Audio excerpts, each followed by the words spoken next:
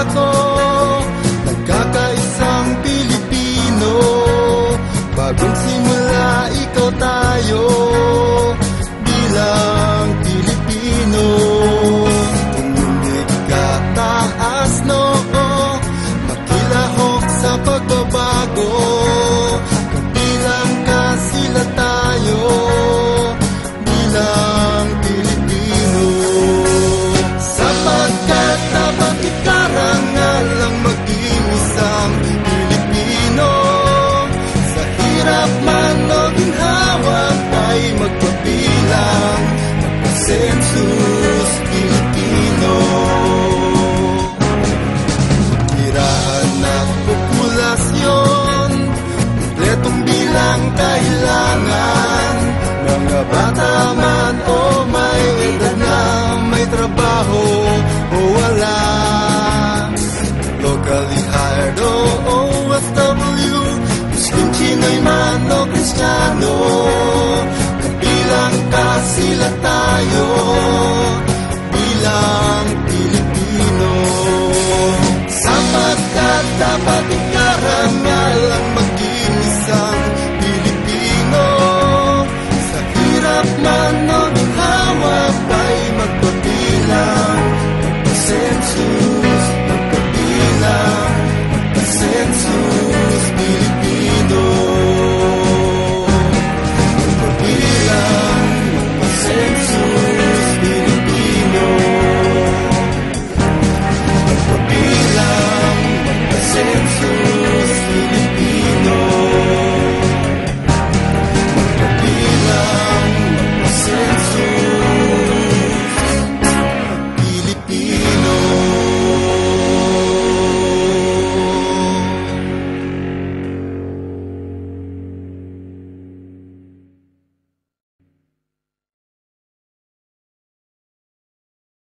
Ikaw ba ang susunod na maswerte?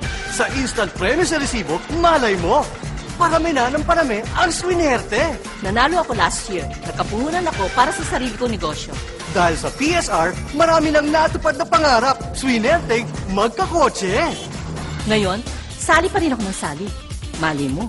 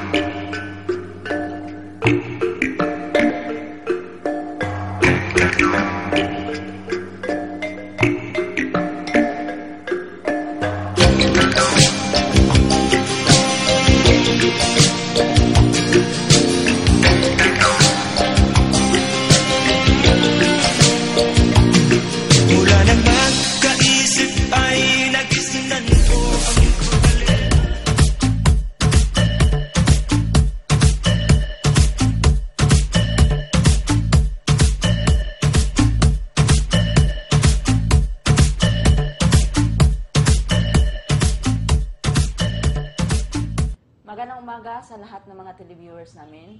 Andito naman po tayo sa ating episode ng pangalan natin, Mindanao Talks. At of course, kasama ko dito ang ating magandang attorney na si Attorney Vicente. At siyempre, magandang umaga sa iyo, Attorney. Magandang umaga naman. At mamaya, pag-usapan natin at tanungin natin si Attorney kung anong mga programa niya sa kanyang kasi may mga programa sila sa dito sa kanilang Kinasang-an Foundation.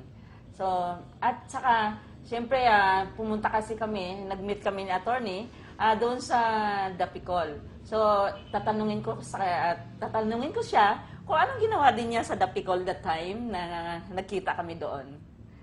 At siyempre ngayon, Attorney, nag-iisa lang kasi ako. And, so, one-on-one tayo ngayon sa mga katanungan ko. At ang unang-una kong itanong sa'yo, kasi doon tayo nag-meet sa Dapicol. So, anong ginawa po ninyo doon sa Dapicol? Bakit nakarating po kayo doon? Initially kasi, yung sa Dapicol program ng Kinasangan, it all started dahil nga, for one, I'm the legal officer, chief legal officer ng Region 11 ng Office on Muslim Affairs.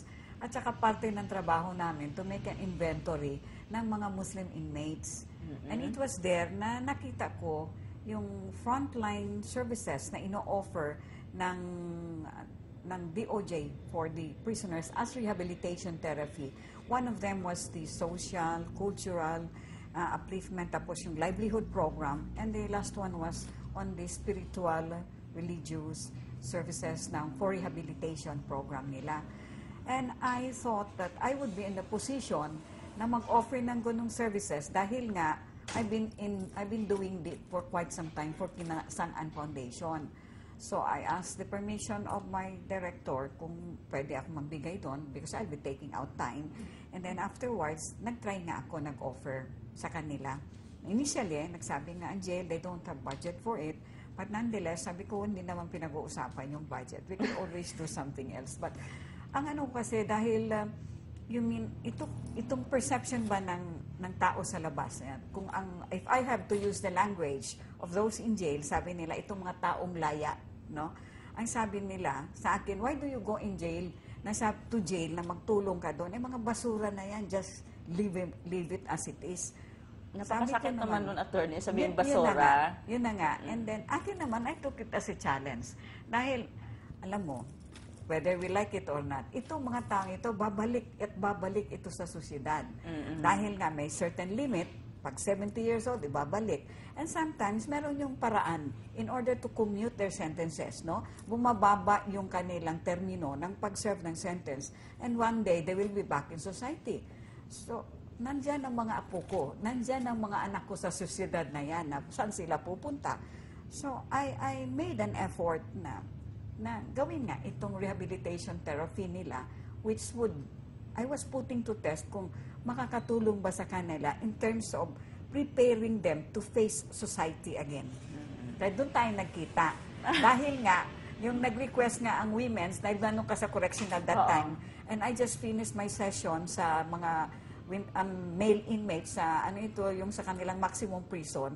Tsaka tinignan ko yung possibility na baka pwede din ang women inmates kasi sabi nga nila they wanted na magkaroon din ng ganung program sa kanila. Doon tayo nagkita. Oo.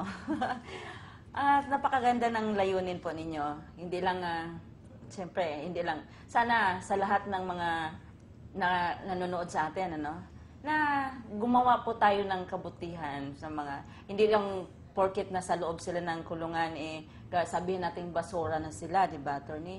Napakasakit din, no, na sabihin tayong basura kung tayo ay nasa loob, no? Kung tayo, halimbawa, kung tayo nasa loob, na makarinig tayo na basura na tayo, may paraan naman may panahon pa naman na lalaya. Siyempre kung lalaya ka, at sana sa paglaya din nila, mabigyan ng trabaho itong mga inmates na to. Yun ang ano ko. Kasi may tinanong akong inmates talagang need talaga nila na magkaroon ng trabaho kasi wala daw silang, siyempre pag nasa